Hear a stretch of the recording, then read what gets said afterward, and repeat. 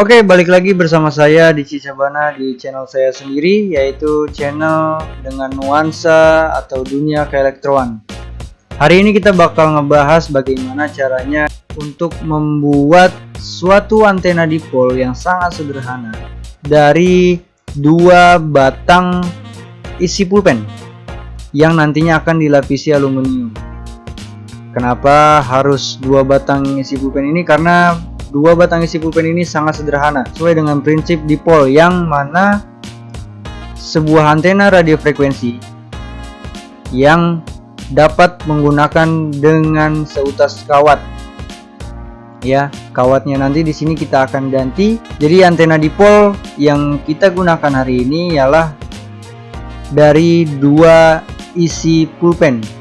Ya, bisa dilihat tintanya masih ada. Ini nantinya akan dilapisi aluminium, sangat sederhana sekali di software yang bernama software CST Studio Suite. Ya, CST Studio Suite.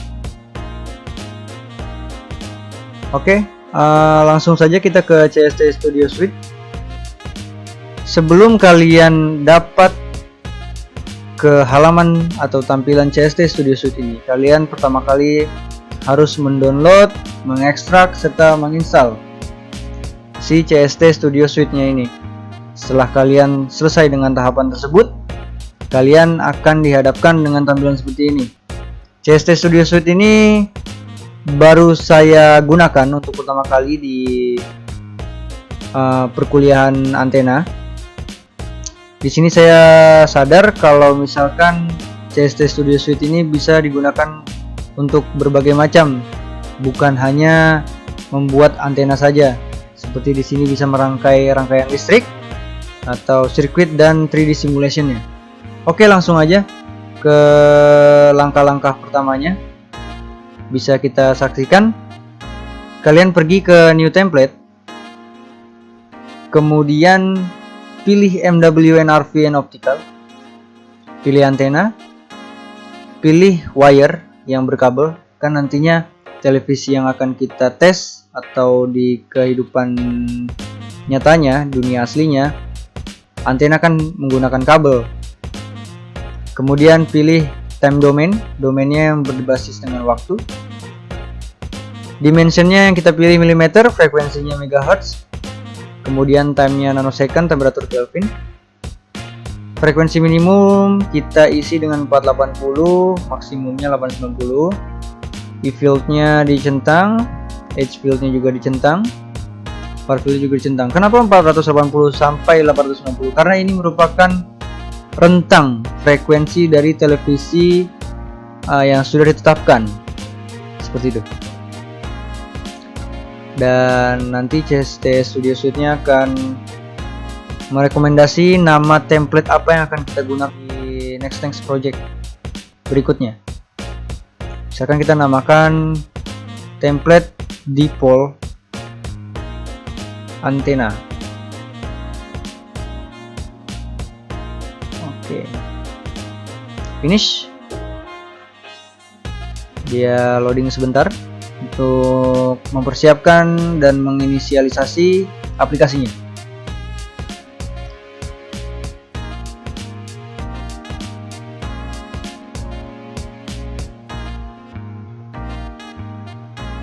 Oke, setelah semua sudah ready, kita bisa lihat ini tampilan utama dari CST Suite ketika akan mendesain suatu antena. Sebelum langkah berikutnya kita jalankan, yaitu mengisi parameter-parameter yang akan kita inginkan, yaitu parameter length, parameter radius, parameter H, dan parameter gap. Tapi kita bisa memilih fitur makro yang mana bisa mengkalkulasikan wavelength dari frekuensi di mana yang akan kita mainkan. Misalkan kita ingin frekuensinya bermain di 650 Hz. Kenapa 650 Hz? Tadi saya sempat searching ya, bahwasanya walaupun ini blogspot tapi bisa jadi parameter sendiri. Bahwasanya RCTI, SCTV itu bermain di 647,25 MHz dan SCTV 663,25 MHz. Ini bisa jadi acuan kalau kita ingin bermain nantinya di mana antena itu sendiri. Misalkan saya tetapkan saya ingin bermain di 650 MHz. Kita oke. Bisa dilihat quarter wavelengthnya 115,30. Ini bisa menjadi parameter length yang akan kita gunakan untuk project ini. Kenapa? Karena dari panjang lengan si isi pulpen ini, itu kan dia panjangnya 13 cm ya, atau 130 mili. Itu bisa kita pangkas, kita potong ke angka 115,30 mili. Jadi apakah tepat calculate wavelength ini? Dengan percobaan-percobaan saya sebelumnya, kita hanya paling meleset sekitar 40 sampai 50 MHz. Jadi misalkan kita ikuti saran dari calculate wavelength ini, yaitu quarternya sebesar 115,30, paling-paling kita akan bermain di 600 MHz. Jadi kemungkinan kalau misalkan kita kurangi ke 110,30, bagaimana hasilnya, kita coba aja. Oke. Parameter pertama, length, panjang 110,30. Deskripsinya length TH ya, sorry. Kemudian R yaitu radius, lebar dari diameter si isi pulpen ini ya. Itu tadi saya hitung ialah 3 mili, berarti 3 mili. Kemudian ada gap. Gapnya kita misalkan kita kasih 3 cm, yaitu 30 mili. Dan ada yang terakhir ada H atau tinggi ketebalan surface si aluminium foil yang akan kita lapisi. Misalkan kita isi dengan 0,1 mm, sangat tipis. Oke, setelah parameter semua terpenuhi dengan L sebagai length, R sebagai radius, G sebagai gapnya, dan H sebagai atau H sebagai tinggi ketebalan dari lapisan aluminium foil, kita pilih ke menu modeling, pilih di bagian yang silinder, kita klik di tengah-tengah 2 kali, kemudian pencet escape. Namanya kita berikan dengan default misalkan, atau dan lain sebagainya yang kalian inginkan. Outer radiusnya sesuai dengan yang kita telah masukkan tadi ya, 3 mili, maka outer radiusnya nggak perlu dikasih 3 lagi, langsung aja diberikan R. Ya, centernya 0, Z minnya 0, Z maxnya juga 0. Z min yang kita isi di sini ialah min L/2. Kenapa min L/2? Karena nantinya bisa kita lihat di preview lengan pertama yang sudah terbentuk. Oke. Seperti itu. Ada 2 metode yang pernah saya pelajari dalam menggunakan CST Studio Suite untuk menjadikan lengan satu menjadi 2 lengan, yaitu dengan menggandakan serta memirrornya, atau copy lah ya, copy lalu memirror. Dan yang kedua ada menambahkan fitur boolean dengan mengurangi 2 substrat yang ada, sehingga gap akan tercipta. Kali ini saya akan menggunakan metode yang pertama yang saya sebutkan, yaitu menggandakan lalu memirrorkan.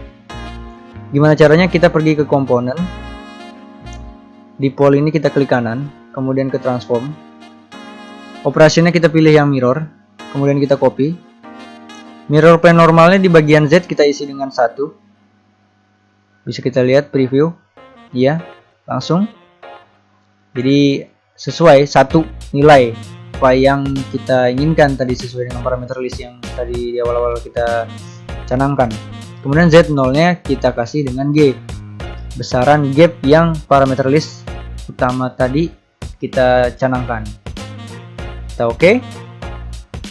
Sudah jadi dua lengan dari dipol ini.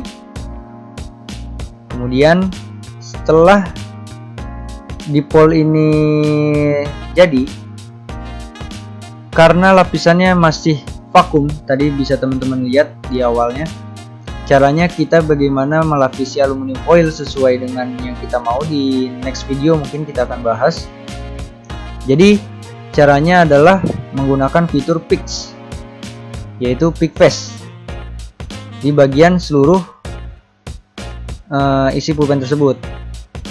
Tadi shortcutnya F, kita bisa tekan F lagi.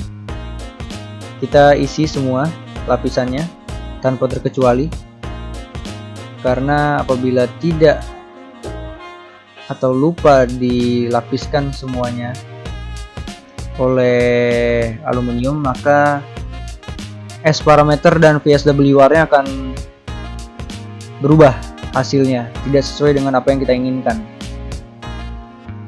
Kemudian setelah itu, setelah semua lapisan yang kita canangkan akan dilapisi oleh aluminium foil, maka kita gunakan fitur extrude face dengan name lapisan AL, height-nya H.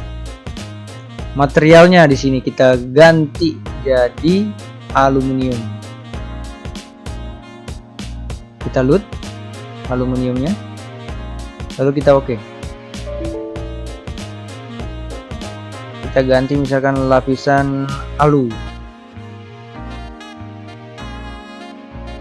Ya, berubah langsung menjadi kuning karena di CST Studio Suite aluminium yang murni diibaratkan dengan warna kuning. Lalu apa tahapan selanjutnya, yaitu merupakan penggabungan dengan discrete port yang ada di fitur CST Studio Suite ini. Caranya gimana? Pertama-tama kita sebelum ke discrete port, kita pilih pick point, pick circle center dengan shortcutnya C. Ya, kita hubungkan masing-masing lengannya antara P1 dengan P2. Kemudian kita ke simulation, discrete port yang tadi saya bilang. Tidak banyak yang diubah di discrete edge portnya ini. Yang perlu kalian ketahui, impedansinya, besarannya kita gunakan 50 ohm. Oke, langsung saja. Sudah terhubung. Saatnya kita mencoba untuk men-solve setapan dari apa yang kita sudah canangkan. Akurasinya kita lebih kecilkan ke angka min 30 dB karena dia cukup dekat ke min 10. Kita start, kita tunggu, serta kita coba melihat bagaimana hasilnya di parameter-parameter yang sudah kita canangkan. Oke, setelah selesai semua, kita bisa lihat message dari running yang kita coba jalankan dari CST Studio Suite-nya. Tidak ada error ya, hanya warning, tidak terlalu masalah. Kita bisa langsung lihat apakah hasilnya sesuai dengan yang kita inginkan. S parameter seperti apa? Ya, ini nilai S parameternya, bisa kita lihat. Bagus sekali. Yang berada di bawah min 10 dB cukup banyak nilainya, bahkan sampai menembus hampir ke min 30 dB. Misalkan kita bisa kasih ke rentang ya, dengan nilai minimum 613,66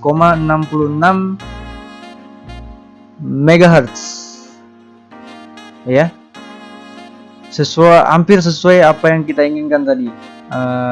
RCTI di sekitar 650, meleset 37 MHz. Karena apa bisa meleset? Karena calculate dari wavelengthnya ini menampilkan apps relatif serta mu relatif yang tidak kita ketahui, seperti itu. Tapi tidak apa-apa, bisa menjadi acuan. Hanya meleset dikit ya. Bisa kita lihat dalam mesh view nya juga.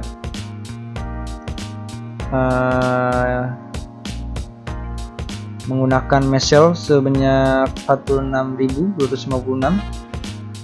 untuk antena dipol yang isi pulpen ini. Kemudian kembali ke S parameter.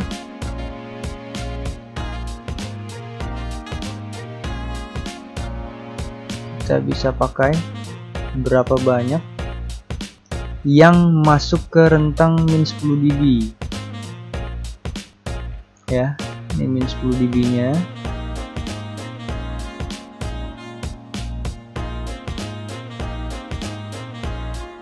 Titik temunya di sini.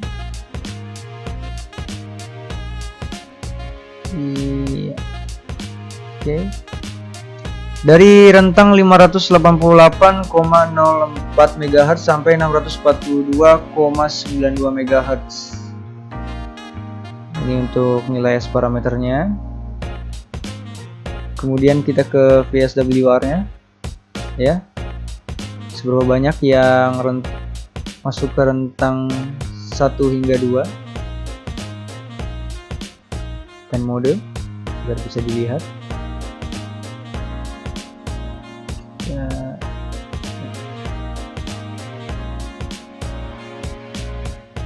Ini ada lagi. Iya, ini besaran yang VSWR-nya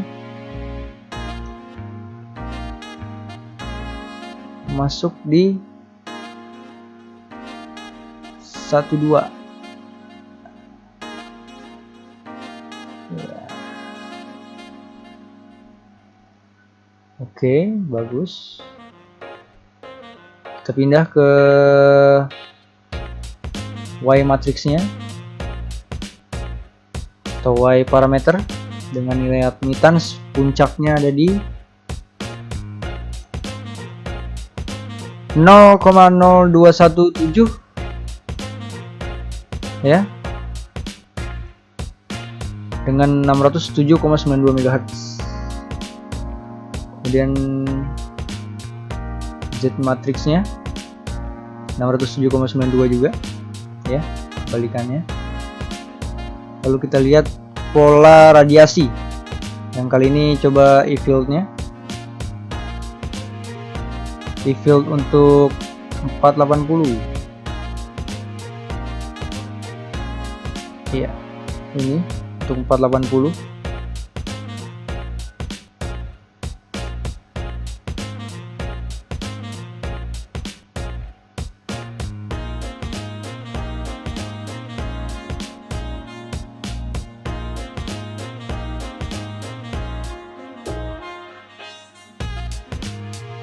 Pola radiasi dari E-field 480. Oke. Kemudian untuk yang 685 nya lebih renggang ya. Ada beberapa bagian yang hilang. 890 juga. Ada penambahan lagi. Kemudian ke H-field-nya. Fuse 480, 685, 890. Kemudian pola surface-nya kita bisa lihat.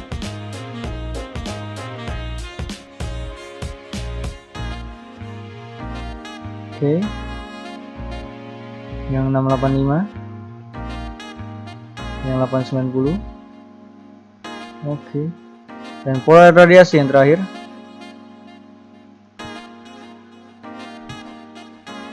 Untuk P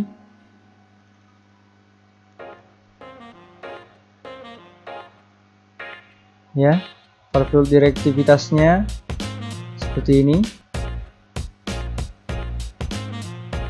Untuk P0 nya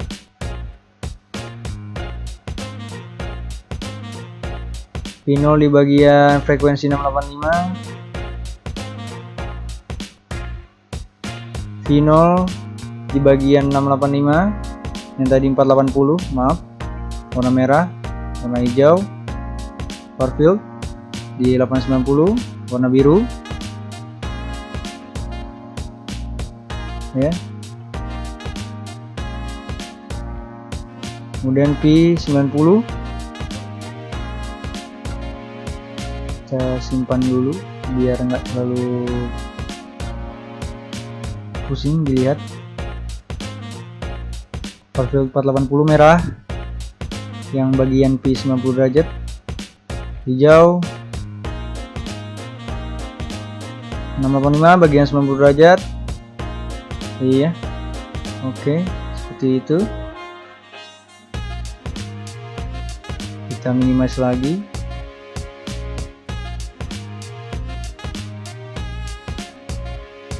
Bisa kita lihat hasilnya ya kawan-kawan, far fieldnya. Kita coba ke 3D result lagi, bagian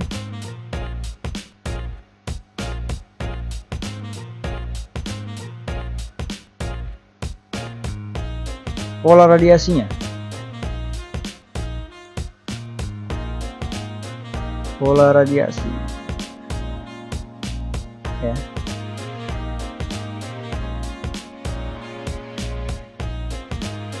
Pola radiasi, mana pola radiasinya?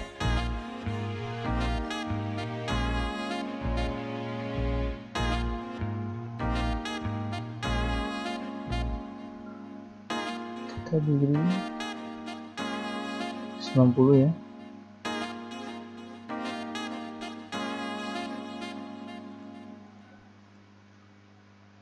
Oke.